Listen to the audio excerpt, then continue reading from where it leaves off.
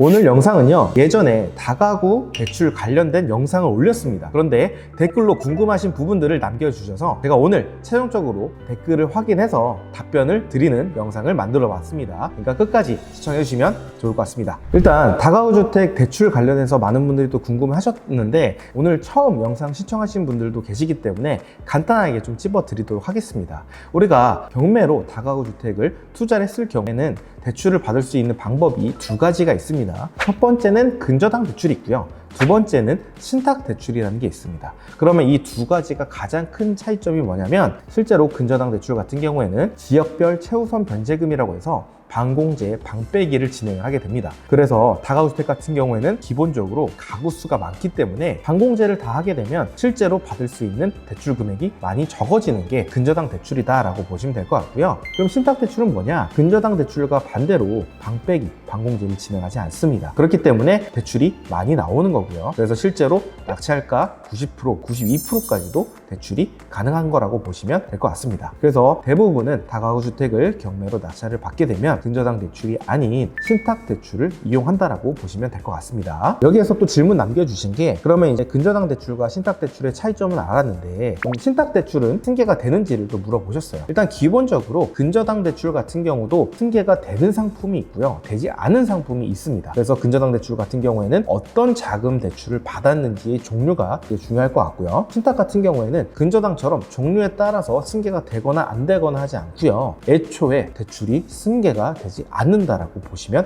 될 것 같습니다. 그래서 우리가 경매로 낙찰을 받았을 때는 신탁 대출을 신규로 일으키는 거라고 보시면 될 것 같습니다. 그리고 두 번째 질문을 보게 되면 사업자 대출이라고 하면 주택 등록 임대 사업자를 내야 되는지요? 라고 이렇게 물어보신 분도 계셨습니다. 근데 우리가 다가구 주택을 경매로 낙찰을 받았을 때 주택 등록 임대 사업자를 반드시 내실 필요는 없습니다. 그렇기 때문에 요거는 여러분들이 등록 임대 사업자는 반드시 내야 되지 않아도 된다라는 거. 요거는 다주택자분이 뭐 세금이라든지 절세 효과 이런 부분들이 있기 때문에 개별적으로 세무사님이랑 상담을 하시고 등록 임대 사업자를 등록을 해야 될지 말지 고민을 하시면 될 것 같은데 저 같은 경우에는 등록 임대 사업자를 내지 않았고요. 대부분의 많은 수강생분들도 등록 임대 사업자는 지금 내지 않고 운영을 하고 있다라고 보시면 될 것 같습니다. 그리고 세 번째, 신탁대출 사업자로 받게 되면 소득이 적어도 가능할까요? 라고 얘기하시는데 기본적으로 다들 아시겠지만 소득이 있으면 있을수록 은행에서 대출 받기가 수월하겠죠. 여러분들이 누군가한테 돈을 빌려주려고 하는데 빌려주려고 하는 상대방이 소득이 굉장히 많다라고 하면 빌려줘도 사실 불안한 느낌은 없겠지만 소득이 적다라고 하면 사실 빌려주기가 좀 꺼려질 수밖에 없겠죠. 그래서 아마 이런 질문을 하신 것 같아요. 근데 신탁대출이든 근저당 대출이든 간에 소득이 적어도 대출이 가능합니다. 단 일부 조건이 좀 필요하긴 한데요, 대출 금액이 일정 금액이 좀 초과가 되는 경우에는 어느 정도의 소득이 좀 필요한 부분들이 있습니다. 하지만 그 금액이 너무 크기 때문에 웬만하면은 소득이 적어도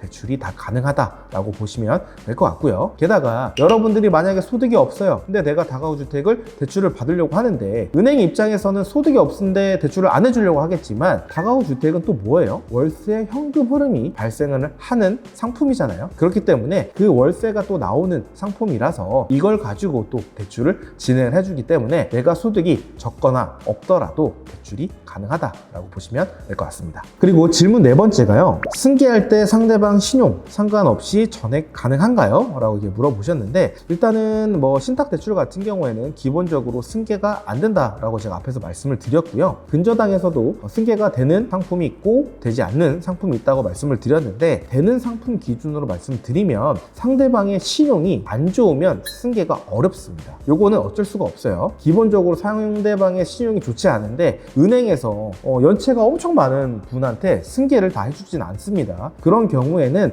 대출 원래 있는 금액에서 그대로 승계가 되는 게 아니라 대출이 더 감소가 될 수가 있다라고 보시면 될 것 같습니다. 그리고 다섯 번째 질문이 원금 상환이 불리하다고 하셨는데 원금을 안 갚는 대출 상품이 있나요? 아니면 거치 기간 중 매도하는 건가요? 라고 이제 질문을 주셨어요. 일단 기본적으로 원금을 안 갚는 대출 상품이 존재합니다. 그렇기 때문에 일반적으로 우리가 주택을 매매를 할 경우에 기본적으로 DSR도 적용이 되고 원금 플러스 이자를 매달 따박따박 상환을 할 수밖에 없죠. 그래서 다가구 주택도 월세를 받고 나서 원금 상환까지 들어가게 되면 실제로 내 통장은 빵원으로 남을 수밖에 없습니다. 물론 원금을 상환을 하긴 하지만요. 그런데 우리가 이제 경락잔금 대출 같은 경우에는 사업자 대출을 또 활용하는 부분들이 있기 때문에 실제로 우리가 원금을 상환하지 않고 이자만 낼 수 있는 상품이 존재합니다. 그렇기 때문에 여러분들이 이렇게 보시면 될 것 같고요. 그러면 이제 보통 이제 거치 기간 이런 걸 또 물어보시거든요. 저 같은 경우에는 5년 거치를 했고요. 그리고 3년 거치, 2년 거치도 종류가 다 다양합니다. 요거는 은행에 따라서, 지점에 따라서, 대출 종류에 따라서 조금씩 차이가 있는데요. 저 같은 경우에는 이제 5년 정도 진행을 했고요. 5년 뒤에 그럼 지나면 어떻게 되냐? 3년 뒤에 지나면 어떻게 되냐? 재거치가 계속 가능합니다. 이자만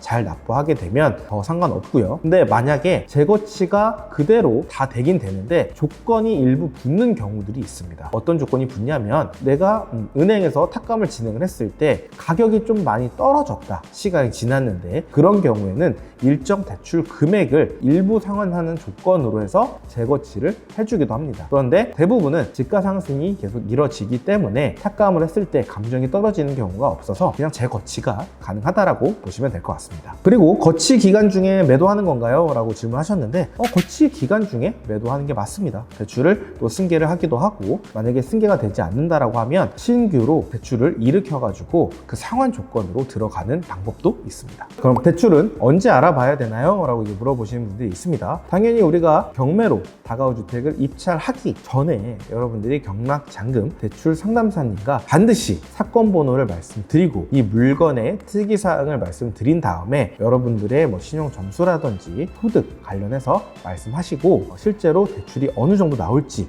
여러분들이 가승인을 받아 놓으셔야 됩니다. 이렇게 여러분들이 확인하지 않고 자금 계획을 세우고 낙찰 받았다가는 잔금 납부하기가 어려운 상황이 생길 수 있기 때문에 반드시 입찰 전에 확인을 하셔야 된다라고 보시면 될 것 같습니다.